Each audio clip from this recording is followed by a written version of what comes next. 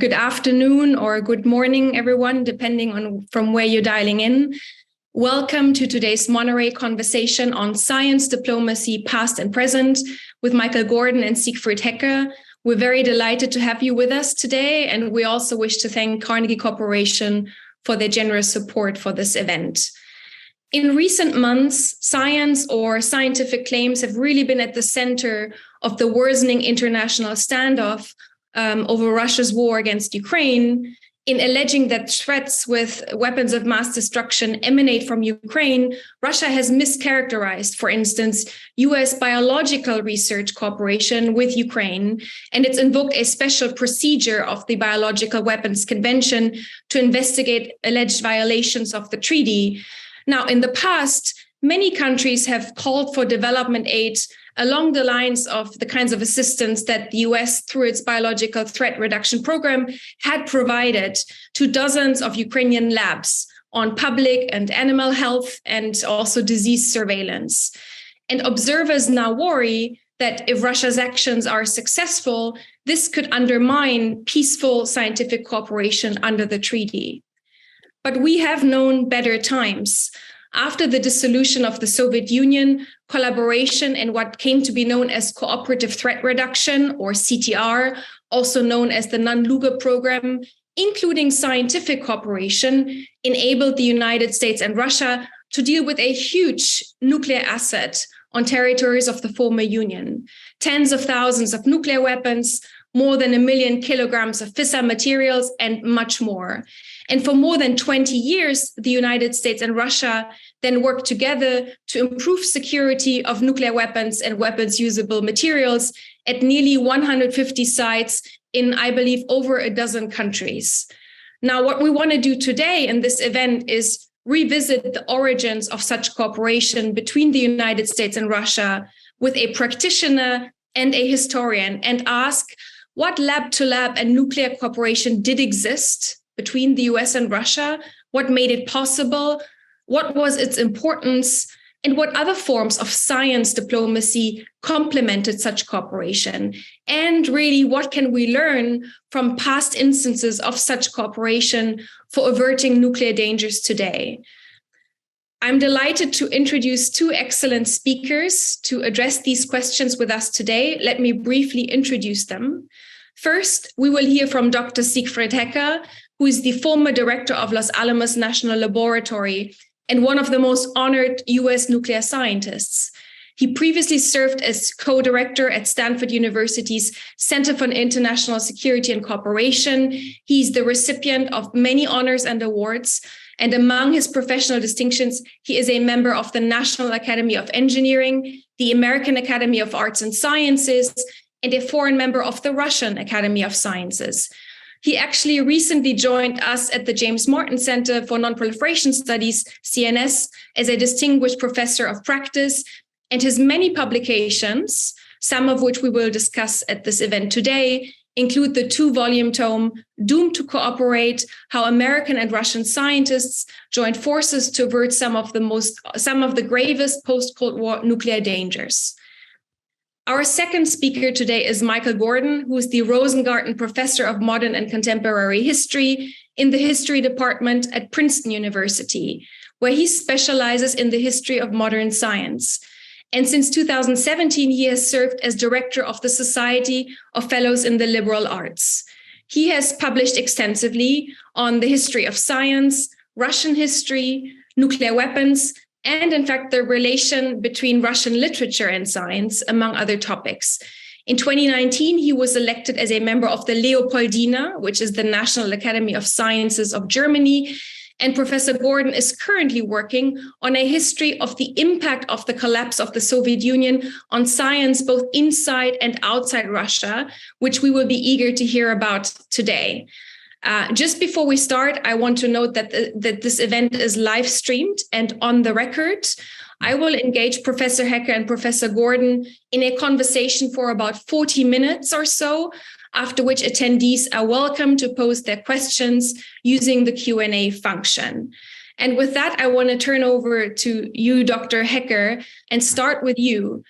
Amid the Soviet breakup and looming nuclear dangers that entailed, US professionals brainstormed cooperative security initiatives, which were then operationalized by the US and Russian defense ministries and militaries in the cooperative threat reduction programs.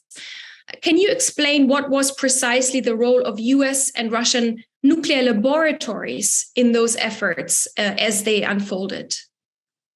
Well, thank you, Hanna. It's a great pleasure to be here. So to respond, let me actually take you back a little bit before this time period to stress that even during the Soviet Union times and during the Cold War, there was scientific cooperation between the sort of the US Western Bloc and the Soviet Bloc. So we actually knew in the US, we knew quite a bit about Soviet science. And of course, some of the breakthroughs in science, for example, like tokamaks for fusion reactors, came out of the Soviet Union. And they were taken up almost immediately by the West as well. So, but nevertheless, my job at Los Alamos, first as a scientist and then as director, which I became in January of 1986, just as sort of things were bubbling up in the Soviet Union after Gorbachev came to power. So at that time, I was still mostly concerned to make sure that our laboratory is prepared to do everything it had to do technically to provide for our country's deterrent. However, what really triggered the involvement of our laboratories was actually when President Reagan and President Gorbachev got together in Reykjavik in October of 1986, some 10 months after I became director. And they said, let's get rid of nuclear weapons. And I must say, at Los Alamos, and I said, how is that for job security? I just took over this laboratory and they're saying to get rid of nuclear weapons. Well, they didn't, of course.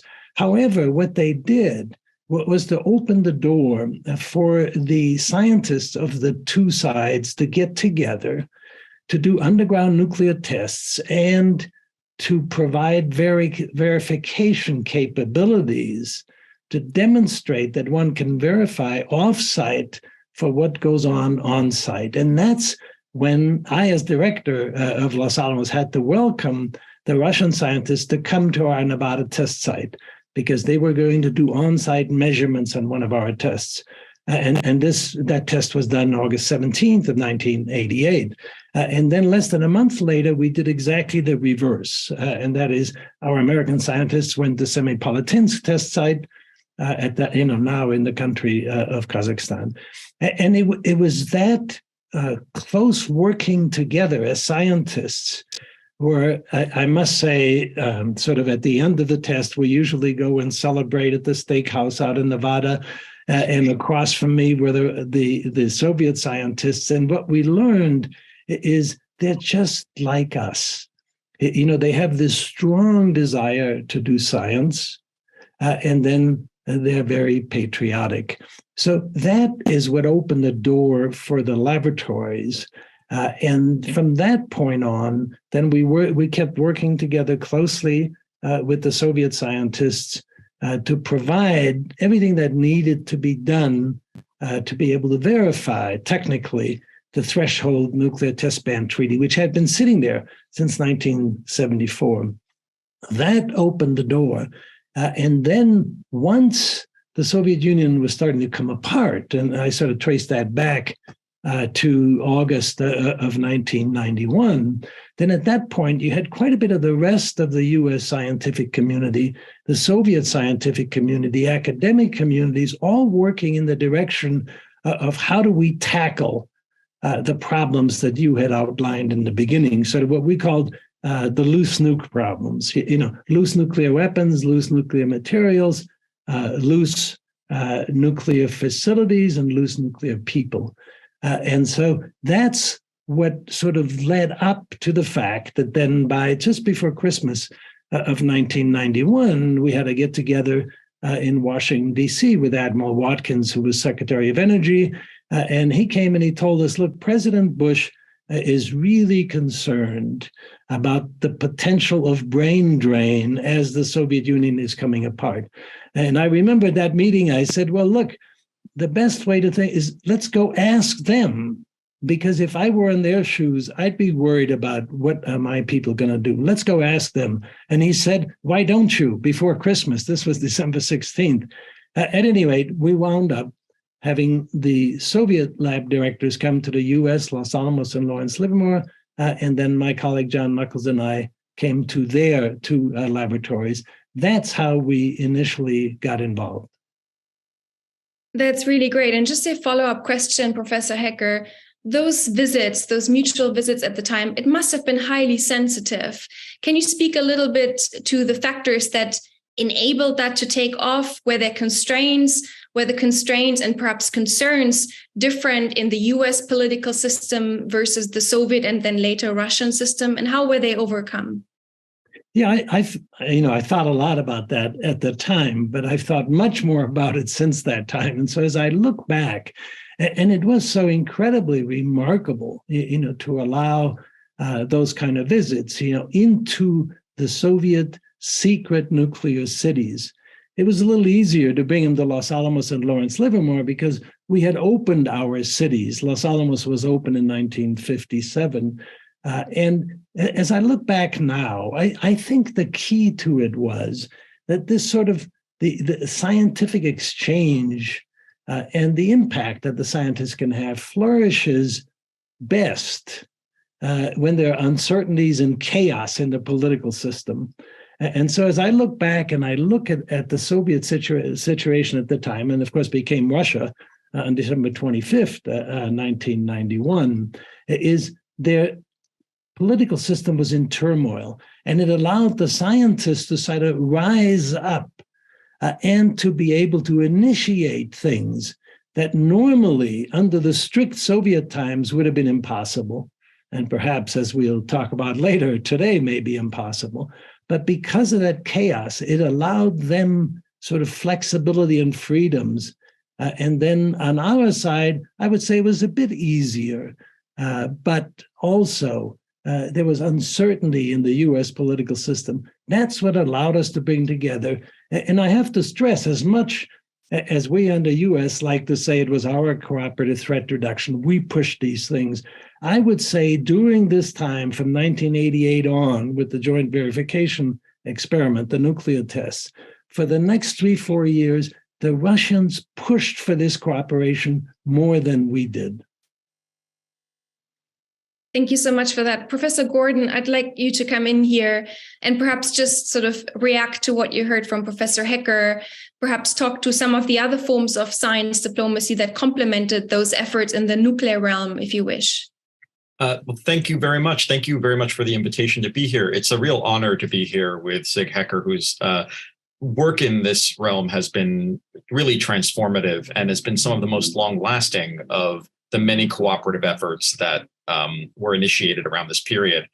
I would first want to agree and underscore that there is a long history pre-existing this, not just a Soviet history that often one would date to roughly around Chernobyl, where after Chernobyl, there is an influx of international scientific and medical efforts that are permitted in that is consistent with perestroika and glasnost that were going on at the same time. But which, when you compare the 80s, it looks like there was just an eruption that was happening in the mid 80s. But there is a longer history going back. In 1958, the Lacey-Zarubin Agreement is signed, which enables scientific and scholarly exchanges between the US and the Soviet Union. And quite a lot of humanists are part of that exchange, but quite a few scientists are as well.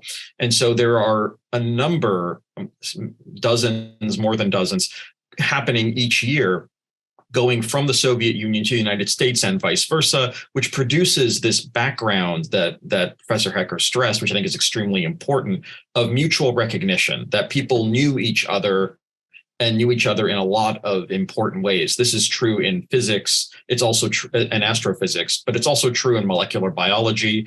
It's true in mathematics, astrophysical sciences, etc. That stops in around 1980 in reaction to the Afghanistan invasion and a couple of other things, which we could talk about, and then resumes in the late 80s. So there is this kind of longer, deeper history, which is a condition of possibility. It makes it imaginable that you could do this. And the scientists see a lot in common with each other. They're engaged with very similar research and they have very similar motivations. And that makes this happen much more quickly than it happens in other diplomatic contexts. A second point I would want to make is just putting lab to lab in context. The joint verification experiment and then the lab to lab exchanges that continue are an extremely important and, again, a very successful initiative. But it's happening in a context of many other initiatives that are starting. Some are state-sponsored and some are bottom-up.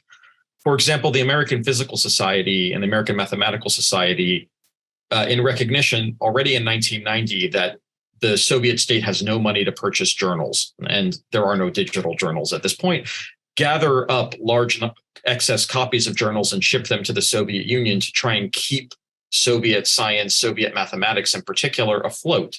And that continues into the early post-Soviet period, not just in Russia, but in many of the successor states. That's one initiative that's happening. Starting also in the Soviet period, but really ramping up afterwards, George Soros sponsored a series of science efforts in the late 80s, but not quite as large as what happens afterwards. From 93 to 95, he sets up the International Science Foundation and in many ways rescued large portions of Soviet science, at first with very small grants of $500 that would tide people over during the winters of depression. And then larger scale grants, but still smaller from an American perspective, that enable people to keep people on payroll and to actually produce new knowledge. There was also an initiative related to education. So that's a fully philanthropic effort, complemented by the MacArthur Foundation and other agencies. There's in the area more of defense related, or at least defense inspired, part of what the Nunn-Lugar Initiative on Cooperative Threat Reduction enables is an international science and technology center to be set up in Moscow, which is multilateral funded. It has US money, European money, Japanese money, to try and help transition former defense scientists out of defense work, but with collaborative work inside and outside of the former Soviet Union on various topics related to greenfielding, moving defense sector stuff to more civilian enterprises. That ISTC is based in Moscow, but it's not just for Moscow. There are many countries involved with it. There's a separate one set up in Kyiv, the Science Technology Center for Ukraine, because the Ukrainians, who had the second largest successor scientific infrastructure, about a little over 70% is based in Russia, a little over 10% is based in Ukraine, and then the rest is distributed among the other 13. But the Kyiv one is also multilateral and is designed to help transition missile and nuclear scientists into other kinds of work. These initiatives are all quite successful, and the fear, which Professor Hecker mentioned, that there would be a brain drain was a strong motivating factor. It's actually, it both happens and doesn't happen. The science infrastructures of these countries shrink enormously. In Russia, it's about 70%.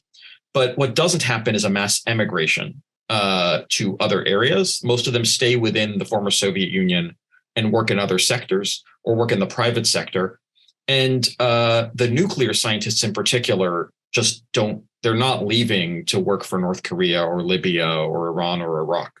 That doesn't happen. And that's partially a result of these initiatives that made it possible to stay there. I would also say that there's a long tail to this stuff.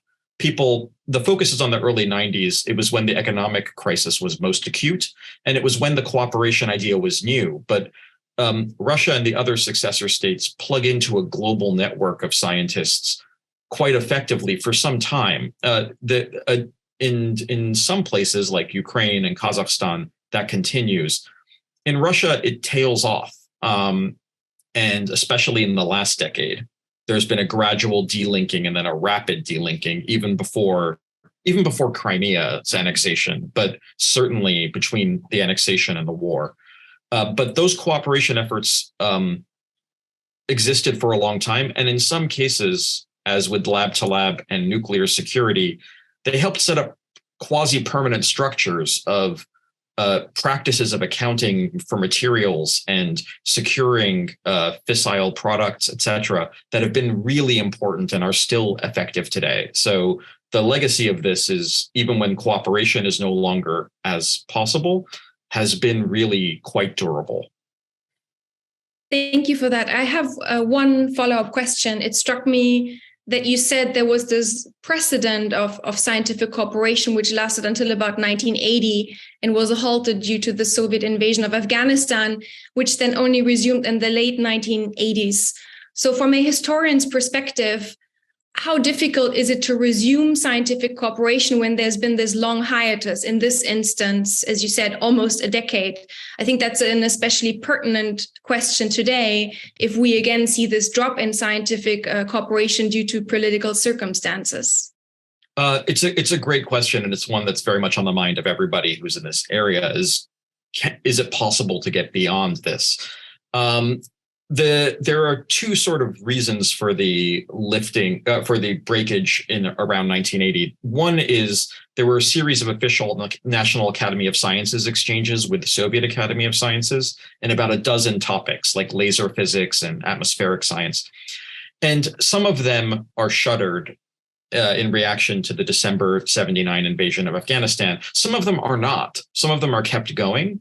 But the fact that the framework of those two institutions still exists after 1986 means that it's easier to build that, and the personnel continuity is still quite strong. If those scientists had mostly left, say, Russia or the Soviet Union, it would have been harder to build that because you don't have the personal continuity. The second reason for the lack of cooperation in that period, it's related to Afghanistan, which is Andrei Sakharov goes on a hunger strike and protests the invasion. He's, of course, a distinguished nuclear physicist and cosmologist who was one of the architects of the Soviet hydrogen bomb. And so very much tied to this particular community, but had emerged as a strong voice of human rights defense and so on. And when he was thrown into house arrest as a result of his opposition to Afghanistan, many scientists just ended their bilateral cooperations, their personal cooperations, as a form of protest. But when Sakharov is brought back from exile by Gorbachev, that sort of removes that justification, and people wanted to continue the cooperation. They broke it because they felt they needed to make a point. But so it's possible with a relatively small span of time in the sort of go-go world of science. It often seems like 6 years is a very long time, but the people's continuities of research interests, of equipment, of personnel, those things really do matter. If it goes on too long, or the personnel shift around or are no longer in place, it can be much longer. Thank you for that. Professor Hecker, I'd like to invite you to comment on whatever you wish to comment on, but also to ask you whether you could reflect a little bit on the key features or characteristics of lab-to-lab cooperation as you experience it with your Russian and Soviet counterparts. For instance, was it mostly cooperation to avert bad things from happening, or was there cooperation to produce new scientific breakthroughs? Was cooperation incremental, or how did the human dimension look like? Perhaps you could speak to some of those factors. Yeah, thank you, Hanna. And I was very interested to listen to Michael to sort of give the big picture in terms of how that cooperation was able to be sustained. What his comments make me think about, in the nuclear arena, so when we finally met the Soviet nuclear scientists in 88, we hadn't had direct contact except in certain areas of very basic science. For example, Los Alamos was actually doing joint experiments with the Soviets on neutrino physics, because the Soviets had a neutrino observatory in the Baksan Mountains. So we did that. But in the nuclear arena, we had, rather little. Yet, it turns out in that case, what actually, there was initial interactions between Yuli Khariton. He's the person we call the Soviet Oppenheimer. So he was the head of their nuclear design activities from the beginning in 1946. And so I met Hariton when I went there for the first time to the city of Sarov, to their institute, to their Los Alamos. And it was a very, very friendly greeting. He stuck out his hands and he said, "I've been waiting 40 years for this." Okay, so 40 years, going back was still that memory. And then as he began to tell us, our team, the start of the Soviet nuclear program, and as he reminisced back on his own career, it turns out Hariton and Oppenheimer just barely missed each other. Back at Cambridge, Hariton was there in 1926 to 1928. So a lot of the really big-time Soviet physicists, just like the American physicists and scientists, really had their training in the great schools of European physics, in the 1920s, 30s, and so. And so we were able to sort of relight that flame that was there. That's what Hariton had hoped he'd be able to do again in his life. And by the time I saw him there, he was 88 years old. So that in that particular case, it was sort of going back to their experience, to the great schools of European physics. Now, just to jump forward and to say, what do we do now? I'm very, very concerned about losing the interest on both sides.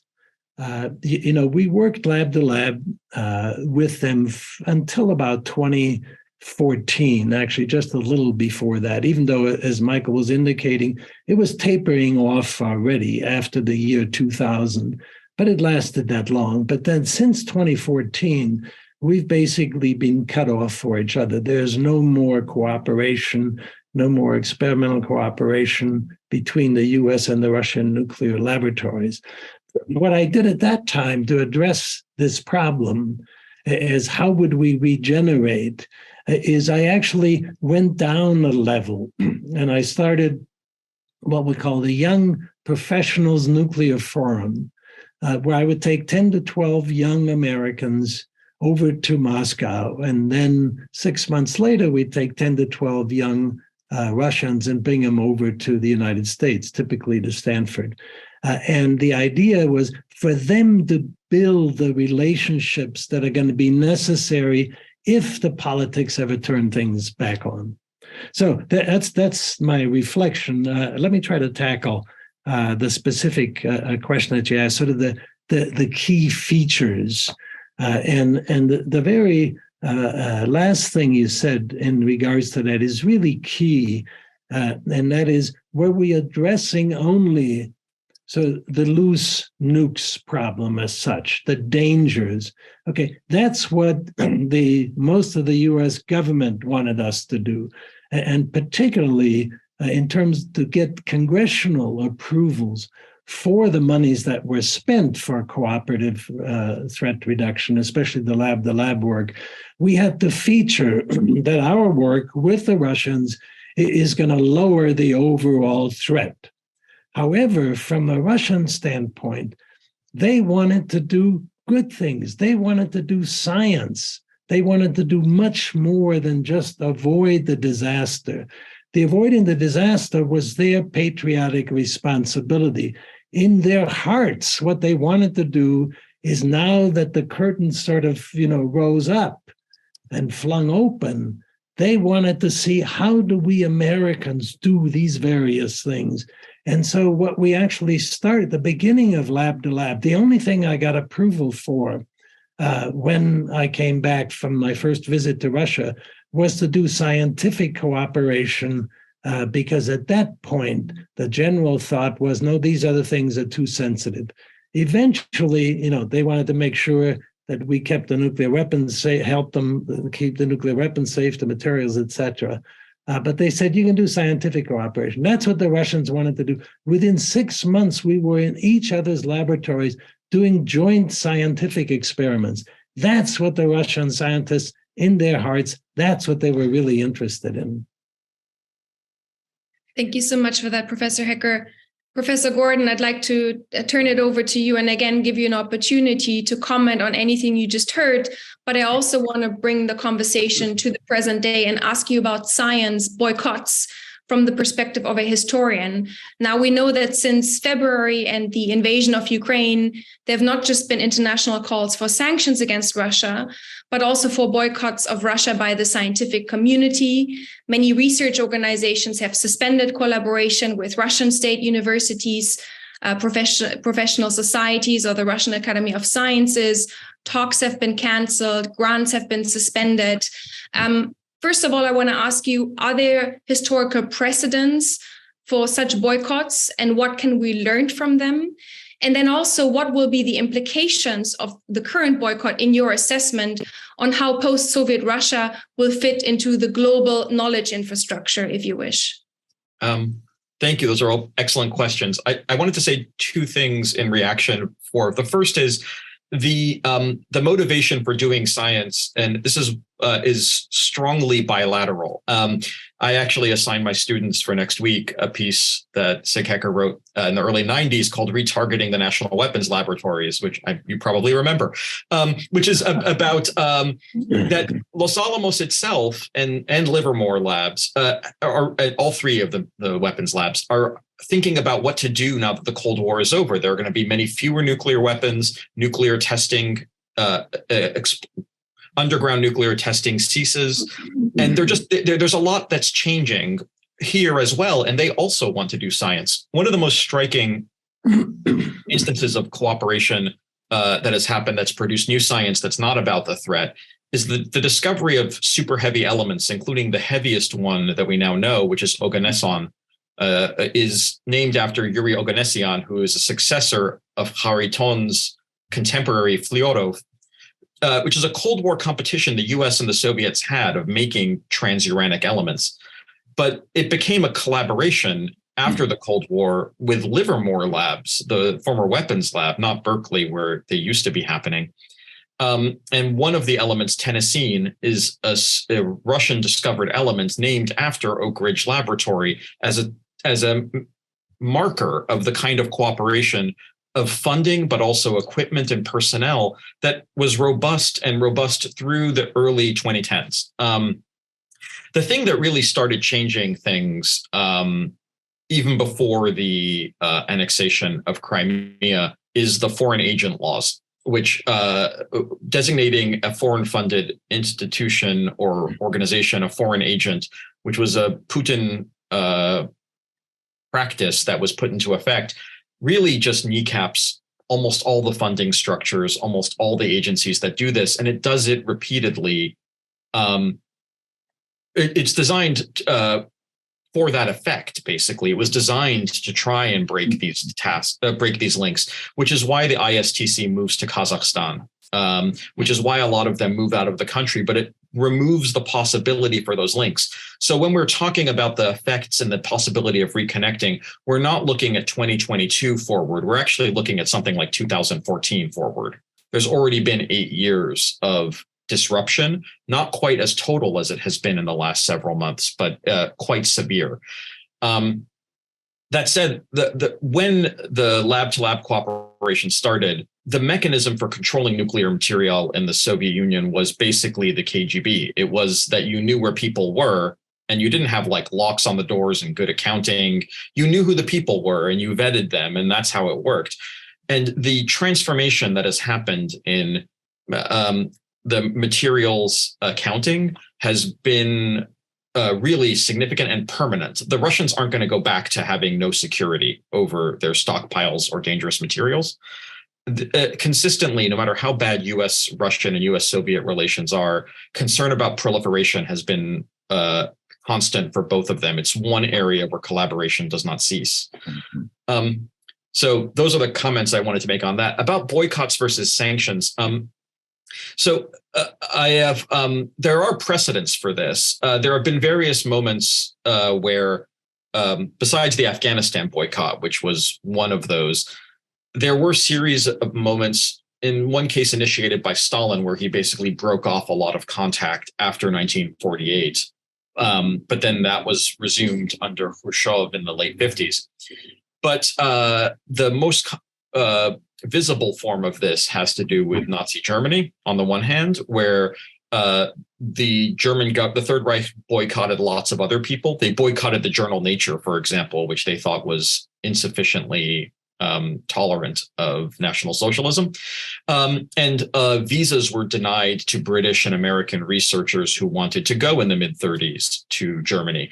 And that had some effects, though but it didn't change the policies or avert the war or in any way alter the trajectory people were on, but it had effects on the sciences.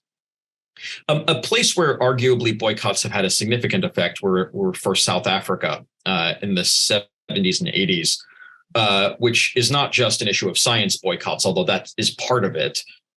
There were the Olympics boycotts. Many organizations boycotted in opposition to apartheid. And there's some evidence that that was effective, although it's disputed by social scientists whether other diplomatic and internal processes were more important for the transformation. I should say so there are precedents for doing this. There are multiple reasons why you might want to boycott. One of them is to express moral revulsion or opposition to what a particular state or entity is doing. And that seems to be the motivation behind a lot of these science boycotts. And it was the motivation behind the Sakharov induced breakage of cooperation, that this was a bad thing you did. We want to register our opposition to it.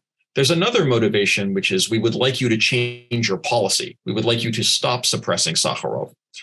I don't think any of the science boycotts are going to change Putin's mind for a bunch of reasons. There's all the reasons why he imagines he needed to do this invasion, and they don't change. But also the Putin regime has not been very sympathetic to the needs or demands of scientists, as the foreign agents law in itself indicates. And I just don't think he cares. Medvedev, who had an interregnum of one presidency in between Putin's terms, actually was very tech and science interested. But Putin has seen it as ancillary. And as a result, I don't think the breakage, which has been really, really damaging to science within Russia, I don't think it's going to necessarily produce a change, because I don't think the regime is attentive to it. The moral revulsion points still stand. What does it mean for the future? It depends partially on how long. It depends on how bad things are and what kind of post-war accounting there is. It took time for Germans to get reintegrated, West Germans to get reintegrated into European science after World War II. But accounting for war crimes was part of that. It was a mechanism of rejoining the international community, that it provided preconditions for scientific interchange. Something like that would probably have to happen for people who are quite angry and justifiably angry about what has happened and horrified by it to relax their objections and reinitiate cooperation. And a third feature why I think it might be hard to restart is a lot of people left. A lot of the people who were the bedrocks of those cooperation, the anchor on the other side, fled, whether early after the invasion or after the mobilization was announced about a month ago. And some of those people stayed, but the very act of staying may require more of a reckoning. So I think for these reasons, the effects of these boycotts, I think, are going to be long lasting. However, the effects will be largely focused on Russia. A lot of the people who Americans or Europeans were cooperating with left, and that cooperation is continuing. It's just continuing outside of the state. And so those are my thoughts about implications for the future, although I should add my usual caveat that historians are not very good about the future. It's kind of not our business. And so take all of that with a grain of salt. Thank you for that. Before turning to our attendees, and I encourage everyone to put their questions in the Q&A function at this time so I can read them out to our distinguished speakers. I just want to turn one more time to Professor Hecker, ask you how you look at the future, what might be possible, given the current political climate, in maintaining some level of engagement? And I also want to ask you, sometimes in the policy community, this analogy is being made that Russia is now turning into a big North Korea or Iran in the middle of Eurasia, becoming a much more closed system. Now, you in your career have actually engaged with scientists from both of those countries. What do you think about that analogy? And if it were to be accurate, what would it imply for scientific engagement with Russia going forward?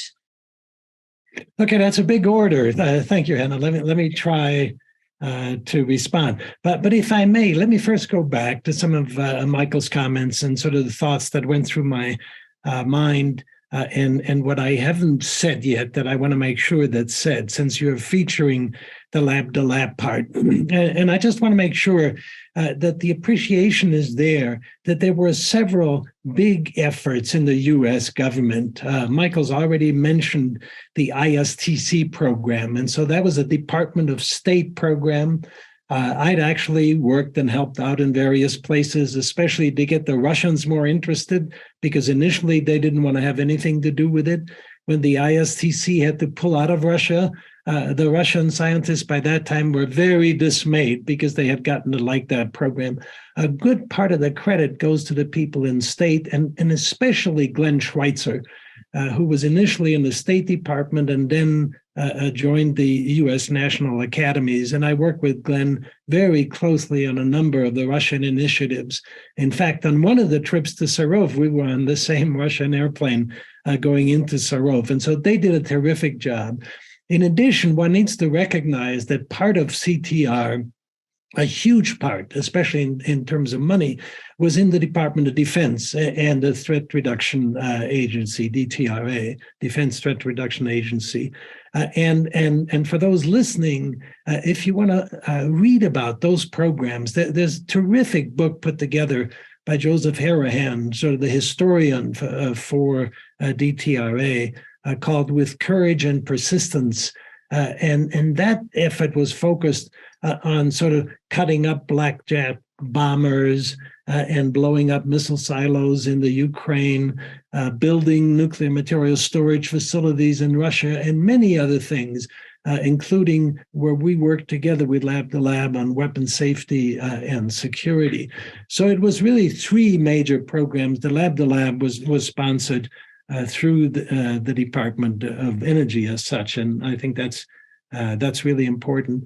I also want to say just a little more specific of what Michael mentioned on the nuclear materials safeguards. And so, quite frankly, after I first went to Russia in February of 1992, and I discussed and looked at their complex, tried to understand things, my single biggest concern was not the brain drain, because in the end, as Michael said, there wasn't any brain drain.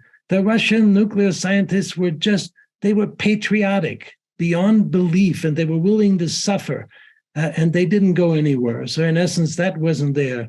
To help them in reorientation, was important, but the brain drain wasn't there. However, the nuclear material security, in my discussions with them, they essentially said that's not a problem. And the reason for that is back in the Soviet days, they actually did a good job, and we called it guns, guards, and gulags. So in other words, that's what made sure that no nuclear materials got away. And that was okay in a closed system with closed borders. And I tried to get them to understand it's no longer going to work. You're going to have a problem like we do in the open United States. This is a huge problem.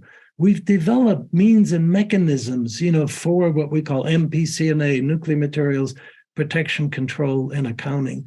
The U.S. government, through State Department programs, tried to get the Russians to pay more attention. And Viktor Mikhailov, sort of the hawkish first minister of the Ministry of Atomic Energy, says, no, thank you. And so the Russians weren't biting until I went back to Sarov and then eventually signed the first MPCNA agreements with the Russians, with the help of people like Charles Curtis, Deputy Secretary of the Department of Energy. And so we signed them in Sarov in Snezhinsk, and then also with the Kurchatov Institute. And then through that effort, over many years, that program ended officially in 2014. The Russians have now built a system that looks much more like the Western system. And so, as Michael said, that will be one of the long-term sort of legacies of that program that we need not to worry as much as we used to. We always have to worry about it anyway. Okay, so you also said, so sort of taking a look at the future in terms of what we learned. So at this point, it's difficult. As I said, between 2015 and last year, until the pandemic, we had very good cooperation at this lower university level. We kept the cooperation during the pandemic through virtual meetings, and then February 24th, everything was cut off. So my hope there was to keep sort of the pilot light alive by working with the young people. That now has also been put on hold. And so the Putin has pushed the system so hard in the direction of going back towards not having the sort of interaction. In his various Valdai speeches, the one this year was really outrageous here just a week or so ago. But the ones in the past, he essentially has taken these CTR programs and has called them a U.S. sort of spying program as such, that they were intel collections. And it clearly wasn't. And actually, one of the most important aspects of the book, The Doom to Cooperate, is we have about 50 articles from Russians who clearly indicate why that program was important for them, as well as for us. So the book is there. We still had the contacts at the lower levels. I believe my colleagues in their nuclear weapons laboratories are one of the most important parts of the civil society of Russia. We'd be able to get it back if one allows the political system to once again to be able to contact and work with each other. Let me stop there. Thank you, Professor Hecker. And I think with that, you already answered a question that came through in the Q&A, which is what Track 2 or civil society could do at this time to foster a continuation of scientific exchange. You say it's difficult at the moment. I do want to turn to those questions in the Q&A, and we have one about China. We have someone asking, there was S&T exchange and cooperation during the Cold War period. Now between the US and China, there is even no dialogue and exchange. What is your view on that? The current situation is even more serious than the Cold War. So can science diplomacy play more of a role in the US-China relationship? I'm not sure who would like to take that question. I can say something quickly about this, which is so first, the cooperation really starts under Deng Xiaoping. There isn't cooperation of much significance beforehand, but it's very intensive, and there's a huge amount of exchange. And I disagree with the idea that there's no dialogue at all now. Almost every American graduate school in the sciences has a very significant cohort of people from the People's Republic of China in it. There are postdocs who have moved around. The visas have become substantially harder. The China project under Trump to try and scrutinize all of those interactions was damaging, but there are many, many linkages among personnel between the US and China. In many ways, more numerically, substantially more significant than those with Russia. But that's what I would say at this point. I don't know about nuclear. That would. Okay, so Hanna, it turns out I've also worked very closely with the Chinese nuclear complex. So after going to Russia in 1992, then my immediate concern was, suppose China also undergoes a similar sort of political transition. Would we be concerned about all the similar things, the safety, security of their nuclear weapons, their nuclear materials, their people? And so I went to China in 1994. very much like the expedition to Russia. I also went to the Chinese Los Alamos in Minyang. So I met my counterpart in the Chinese system. We've stayed in touch all the way up to today. However, here it's actually the pandemic that's hurt things. So I didn't mention it before, but I just say it to try to underscore the intensity of our work with these countries. I've been in Russia 57 times. Okay, I've been in China 39 times. And in each of the visits to China, I was talking to the nuclear people. And so we had the similar sort of concerns and issues about MPCNA. We started an MPCNA, the Materials Protection Control and Accounting Program, with the Chinese in the 1990s. We actually had a demonstration experiment in 1998. And then what really put the Chinese program sort of on halt was the so-called Cox Report. And the Cox Report, which essentially was, in my opinion, a hatchet job about a Chinese spy in Los Alamos. We called it the Wen Ho Li affair. And it turns out it was whatever happened was on my watch while I was director at Los Alamos. And so that did so much damage on the Chinese side for the Chinese nuclear scientific community's willingness to work with the Americans that we had a pause from 1999 through 2004. In 2004, I was able to reestablish the relationships. Actually, it's interesting. The reason for that, 2004 was my first trip to North Korea.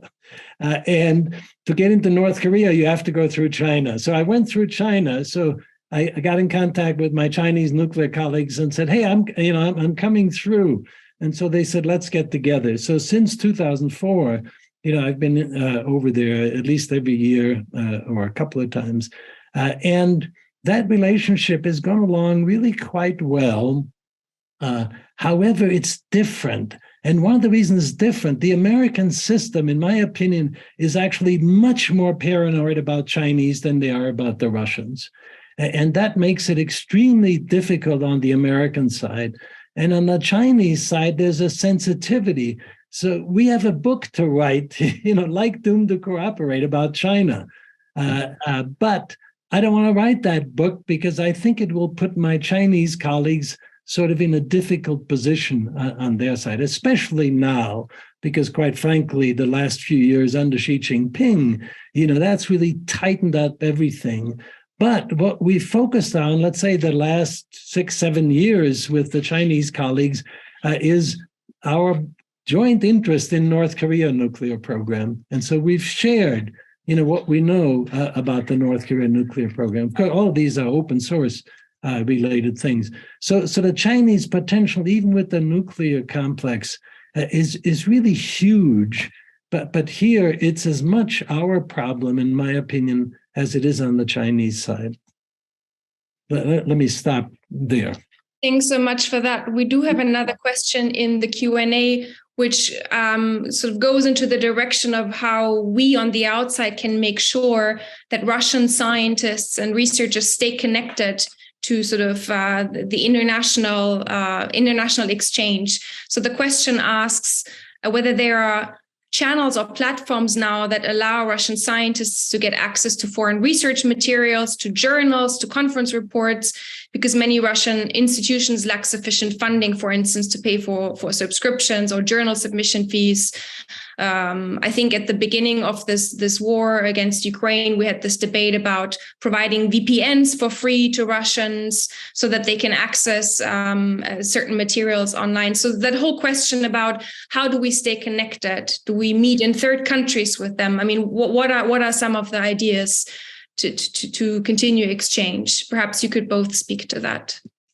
Let me just make a brief comment because Michael is much more knowledgeable about that.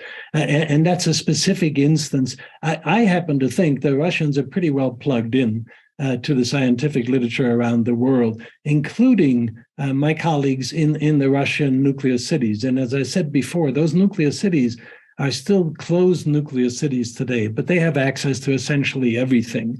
And one example that I want to give is recently, I've been very reluctant, quite frankly, to communicate with a number of my colleagues, in the Russian nuclear complex, because I don't want to put them in a difficult position, knowing that everything inside, is closely watched and censored. However, Hanna, I actually took the occasion of sort of a change in life, of going from 34 years at Los Alamos, 17 at Stanford, now to Monterey CNS, and also, by the way, to Texas A&M University, where I'm also professor of practice. So I thought, well, I would take this occasion to write to a number of my colleagues and tell them what I'm doing. I'm going to take up these additional things. And most importantly, I'm doing this because I want to work with the next generation. So I sent that note. I got back a note the next day that said, thank you for telling us, we have great memories of our working together. And then they said, and by the way, I just read your interview in the Bulletin of the Atomic Scientists. That interview was the one that I did within a month after the invasion of Ukraine, where I said, as far as I'm concerned, Putin has blown up the global nuclear order. And so he's already read that interview. And he said that was very intriguing, very informative, although I didn't agree 100%, with that interview. But so my nuclear colleagues are well plugged into what's going on in the scientific world. Thank you. I would basically just second a lot of that. I also feel, and I don't work with an area nearly as sensitive as nuclear weapons labs, not wanting to jeopardize Russians. And in the beginning, in particular, there was a lot of hesitancy about emailing or sending things along just in case. There hasn't seemed to have been a repression on that regard, although the repressive apparatus of Russia today has barely been activated. So it's hard to know what would happen later. I agree. Access to journals are okay, in part because open access is open access. And in a lot of scientific journals, the material is open access and you don't have to pay for it. Paying is a problem because of the delinking from the international financial system. But that for the scientific communication, there are ways around that. And I haven't seen that be an issue yet. This was in the sort of pre-web days, which is where we were with the first, with the discussion at the end of the Soviet Union, you needed physical hard copies, and that was much harder.